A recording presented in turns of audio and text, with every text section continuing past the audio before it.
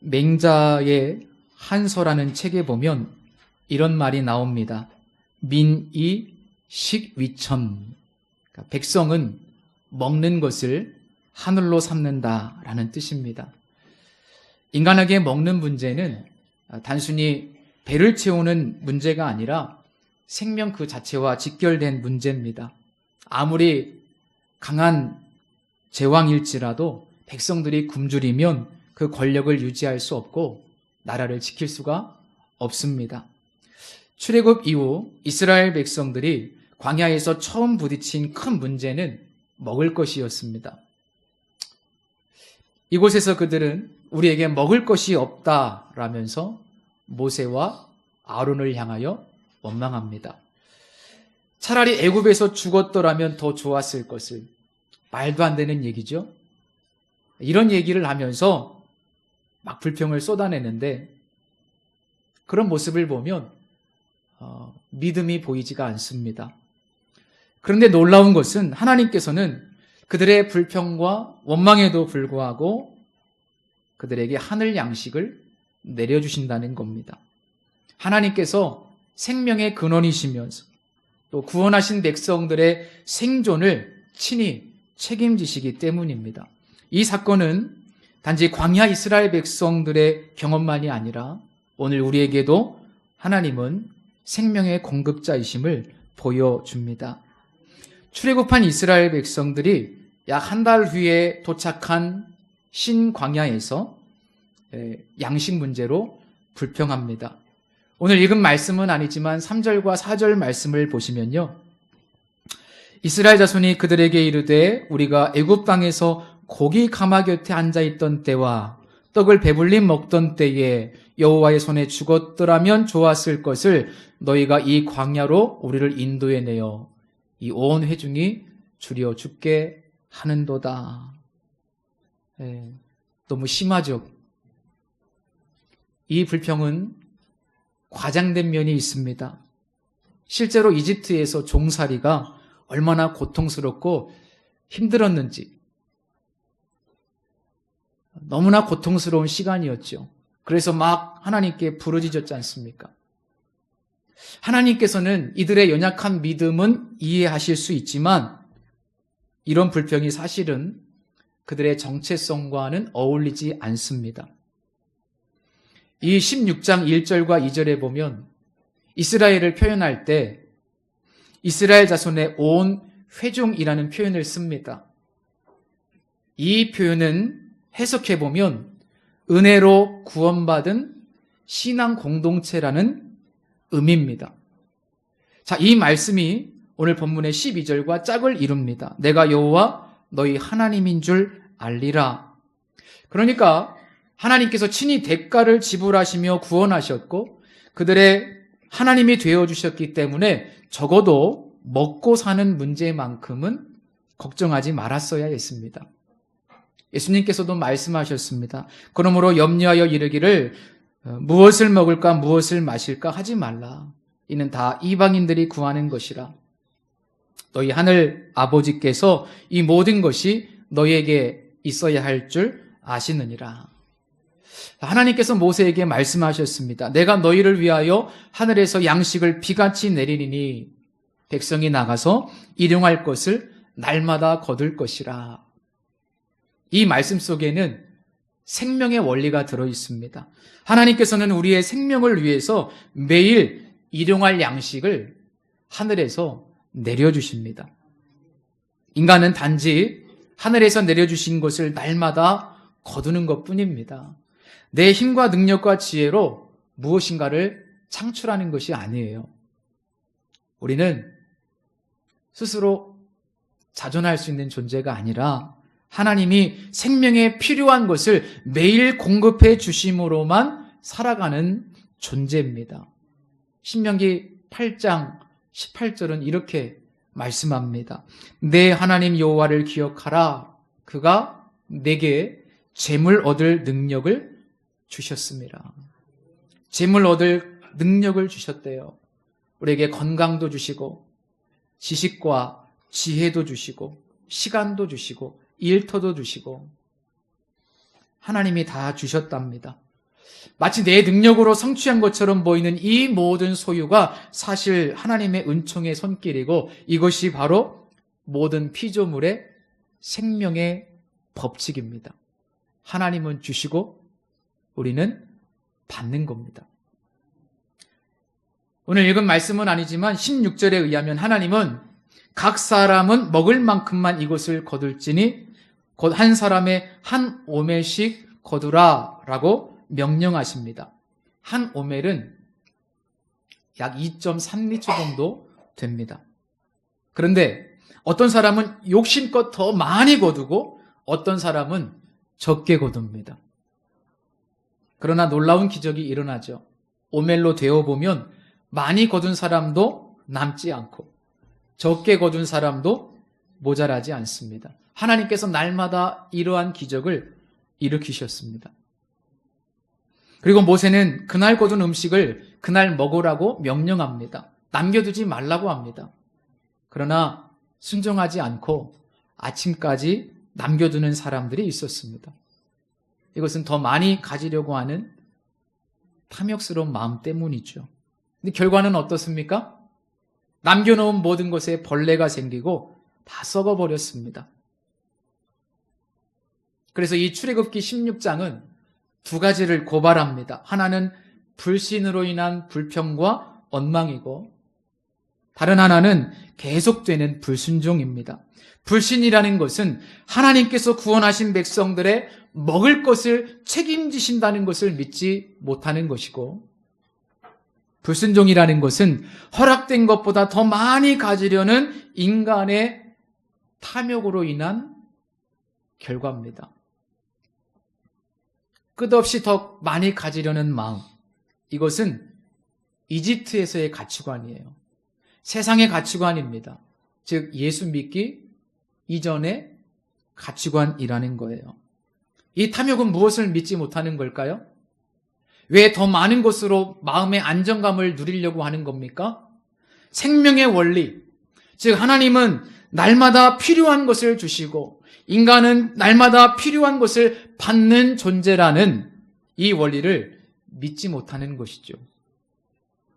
여전히 내 힘으로 뭔가 많이 가져야 더 안전한 것 같고 심리적 안정감을 누릴 수 있다는 생각, 여전히 내 힘으로 부를 창출할 수 있다는 그런 믿음, 그래서 수단과 방법을 가리지 않고 탐욕을 부립니다. 그러나 하나님은 자기 힘으로 더 많이 가지려는 그들의 탐욕을 날마다 무력화시킵니다.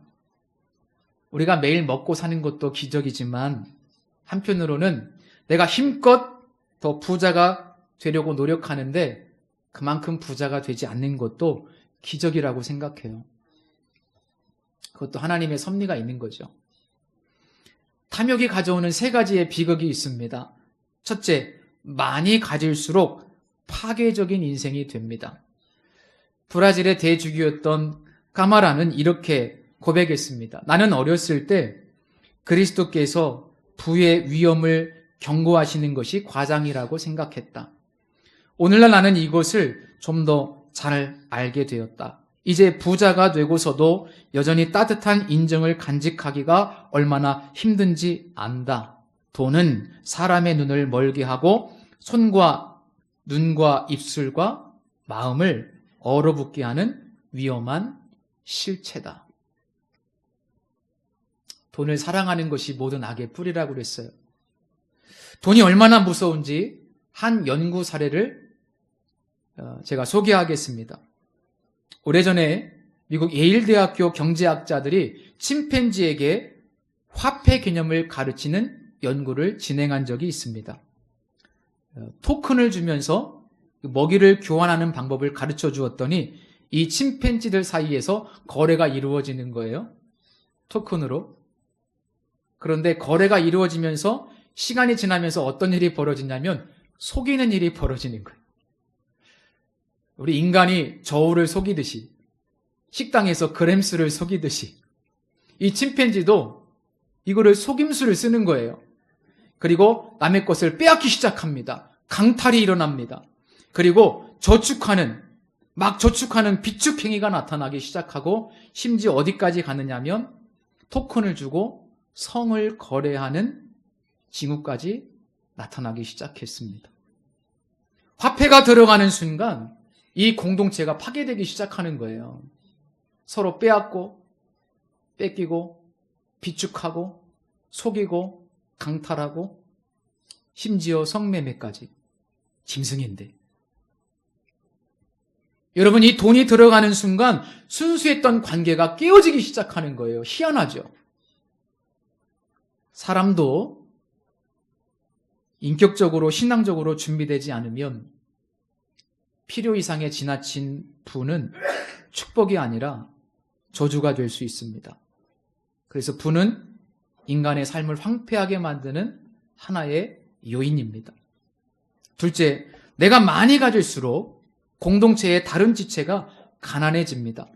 가난은요, 개인의 문제가 아니고 구조적인 문제입니다. 유엔 인권위원회 식량 특별조사관을 지낸 장 지글러가 왜 세계의 절반은 굶주리는가 라는 책을 썼습니다.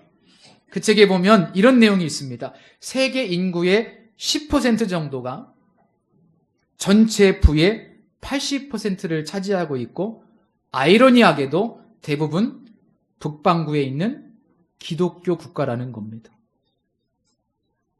이 기독교가요, 축복의 복음 이야기하다가 탐욕의 복음으로 전락했죠. 아마 지금 시간이 좀 지났기 때문에 이 수치가 더 벌어졌을 거예요. 북반구의 10%가 80%가 아니라 90%를 가지고 있을지도 몰라요. 내가 더 많이 갖고자 욕심을 부리면 이 공동체의 누군가는 반드시 가난해질 수밖에 없습니다. 그래서 하나님은 너희 각 사람이 먹을 만큼만 거둘지니 라고 명령하셨습니다. 그리고 더 많이 거둔 사람도 한 오멜이 되게 하시고 적게 거둔 사람도 한 오멜이 되게 하셨습니다.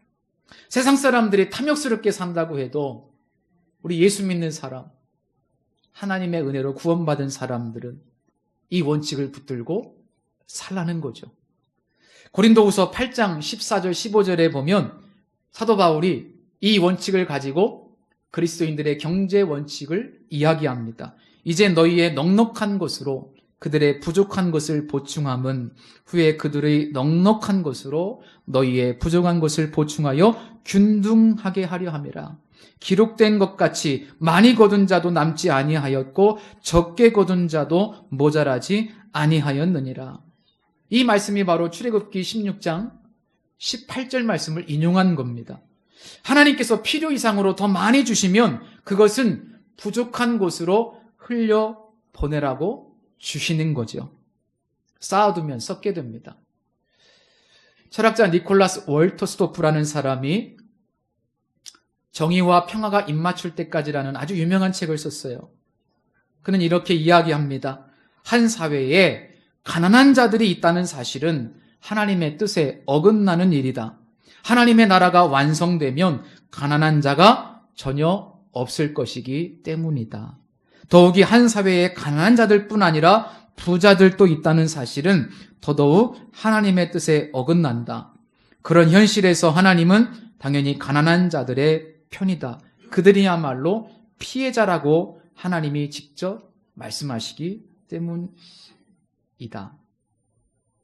하나님께서 왜 가난한 자들의 편이 되어주실까요? 구약 성경에 보면 그들이 피해자이기 때문입니다. 그들이 약자로서 피해를 당했기 때문에 가난해진 거예요. 이 균등의 역사는 광야에서 그리고 성령이 충만하게 임재했던 초대교회에서 실현되었습니다. 그렇지 않습니까? 사도행전 2장과 4장에 보면 서로 함께 나누고 내 것을 베풀고 섬기고 그래서 그 공동체에 가난한 자가 없었던 아주 이상적인 모습을 보여줍니다. 자, 우리 주 안에서 형제요 자매로 부르심을 받았어요. 근데 사실 교회 안에서 생존의 문제로 고통받는 분이 계시다면 그건 우리 모두의 책임이라는 거예요. 교회 안에서조차 이런 경제적인 정의가 실현되지 않는다면 세상 어디에서 이런 일들이 이루어질 수 있겠습니까? 물론 국가가 복지적 자원에서 그런 일들을 감당하고 있지만, 그러나 교회가 이런 모습을 보여야 줘야 된다고 생각합니다. 너무 이상적인가요? 네, 근데 제가 이상적인 게 아니고 하나님이 이상적이세요. 하나님이 이상적인 분입니다. 셋째, 생명의 원리를 믿지 못한 채 많이 가질수록 결국 하나님을 의지하지 않게 됩니다. 사실 이것이 가장 비참한 결과입니다. 여러분, 하나님께서 가장 경계하시는 부분이 바로 이거예요. 사람이 믿음과 인격이 아름답게 조화를 이루지 못하면 많이 가질수록 하나님에게서 멀어질 수밖에 없습니다. 신명기 8장 12절 이하에 이렇게 경고합니다. 내가 먹어서 배부르고 아름다운 집을 짓고 거주하게 되며 또 내 소와 양이 번성하며 내 은금이 증식되며 내 소유가 다 풍부하게 될 때에 내 마음이 교만하여 내 하나님 여호와를 잊어버릴까 염려하노라. 이게 하나님의 마음입니다.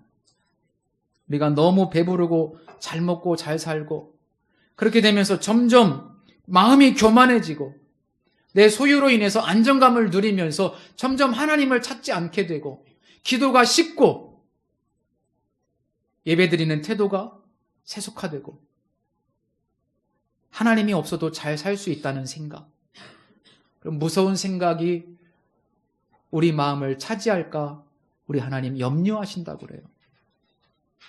그런데 하나님께서 염려하신 대로 됐어요. 자, 모든 것은 하늘에서 주시는 것이라는 이 생명의 원리를 깊이 깨닫지 못한 상태에서 더 많이 주신 것은 균등을 이루라고 주신 것임을 깨닫지 못한 상태에서 많이 가지면 가질수록 인간은 교만해져서 하나님을 잊어버립니다. 우리가 이미 경험해 왔고 또 저 유럽을 보면서 우리가 이미 경험적으로 다 인정하는 내용이죠. 물질이 풍성해지면 하나님과의 관계가 오히려 무너지는 거예요. 너무 안타까운 일이죠. 이것이 탐욕이 가져오는 치명적인 결과입니다. 물질이 하나님을 대신하게 되고 결국 영혼이 피폐해지는 거죠. 그렇다면 신광야에서의 이런 연단을 통해서 하나님께서 궁극적으로 우리에게 말씀하시는 것은 무엇일까요? 생명의 원리를 가르치시고 실제로 만나와 메추라기를 매일 공급하시면서 인간이 탐욕을 무력화시키면서 하나님께서 이스라엘 백성들에게 요구하신 것은 딱 하나입니다. 그것은 바로 하나님만 의지하라. 이걸 전적 의존이라고 표현할 수 있겠죠. 하나님만 의지하라. 전적인 의존. 매일 이 우주의 통치자이신 하나님께서 우리의 삶을 다스리시고 필요한 것을 주시고 우리 아버지께서 우리의 삶을 책임지신다는 사실을 인정하고 믿음으로 그분을 의존하는 삶. 매일 하늘을 바라보는 삶. 내 힘으로는 단 하루도 살 수 없음을 인정하면서 겸손하게 하나님을 인정하는 삶. 출근할 때마다 하늘에서 주신 양식을 거두러 나가는 것임을 인정하는 삶. 무엇보다 조금 더 하나님께서 풍성하게 주시면 그것을 사명으로 알고 균등을 위해 나누고 베푸는 삶을 살라고 하나님께서 이런 역사를 허락하시는 겁니다. 이것은 생명의 원리를 믿고 공동체의 정신으로 가치관이 온전히 무장된 사람만에게서만 가능한 일이라고 생각합니다. 그렇다면 이 전적 의존의 신앙을 오늘날 무엇으로 설명할 수 있을까? 이 출애굽기 16장의 만나 사건은 그 자체로 완전한 이야기가 아닙니다. 이 사건은 장차 오실 분, 하늘에서 내려오실 생명의 떡을 예표하는 사건입니다. 예수님께서 요한복음 6장 32절 이하에서 이렇게 말씀하셨습니다. 내가 진실로 진실로 너희에게 이르노니 모세가 너희에게 하늘로부터 떡을 준 것이 아니라 내 아버지께서 너희에게 하늘로부터 참떡을 주시나니 하나님의 떡은 하늘에서 내려 세상에 생명을 주는 것이니라. 그들이 이르되 주여 이 떡을 항상 우리에게 주소서. 예수께서 이르시되 나는 생명의 떡이니 내게 오는 자는 결코 줄이지 아니할 터이요 나를 믿는 자는 영원히 목마르지 아니하리라. 여러분, 이스라엘 백성은 하늘에서 내린 만나를 먹고도 죽었습니다. 그러나 예수님은 하늘에서 내려온 참된 만나, 곧 하나님의 생명 자체를 우리에게 주셨습니다. 그분을 믿고 의지하는 자는 더 이상 썩을 양식이 아니라 영원한 생명의 양식으로 살아갑니다. 오늘 우리가 나누는 성찬은 바로 이 진리를 기억하게 합니다. 떡을 떼면서 우리는 사람이 떡으로만 사는 것이 아니요 하나님의 입에서 나오는 모든 말씀으로 산다. 하나님으로 산다는 진리를 고백합니다. 포도주를 마시며 우리는 십자가에서 흘리신 예수님의 그 보혈의 생명이 우리 안에 거하심을 선포합니다. 광야의 만나가 매일 하늘을 바라보며 전적으로 하나님을 의존하는 삶을 가르쳤다면 성찬은 우리가 날마다 그리스도를 의지하며 살아가야 함을 다시 한번 기억시켜 줍니다. 주님 다시 오실 때까지 내 힘과 능력으로 사는 것이 아니라 오직 그분의 은혜로만 산다는 고백입니다. 예수님 한 분이면 충분합니다. 이 고백이 바로 전적 의존의 신앙입니다. 사랑하는 성도님들, 오늘 무엇을 먹을까 염려하는 대신 누구를 의지하며 살까? 이것을 깊이 묵상하시기 바랍니다. 우리 생명은 오직 주님께 있습니다. 그분만이 우리의 하늘 양식이고 우리의 생명이고 우리의 영원한 만족이십니다. 이제 이 설교가 끝나고 함께 성찬에 참여하면서 하늘에서 내려온 참 만나이신 예수님을 다시 한번 기억하고 그분께 전적으로 의존하는 삶을 사시기를 다시 한번 결단하는 귀한 시간이 될 수 있기를 축복합니다. 기도하겠습니다.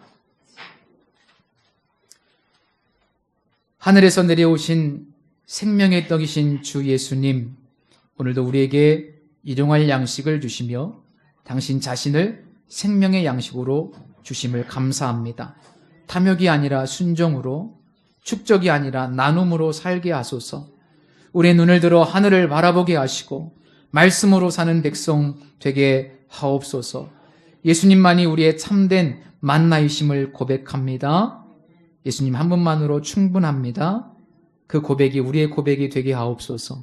예수님의 이름으로 기도드립니다. 아멘.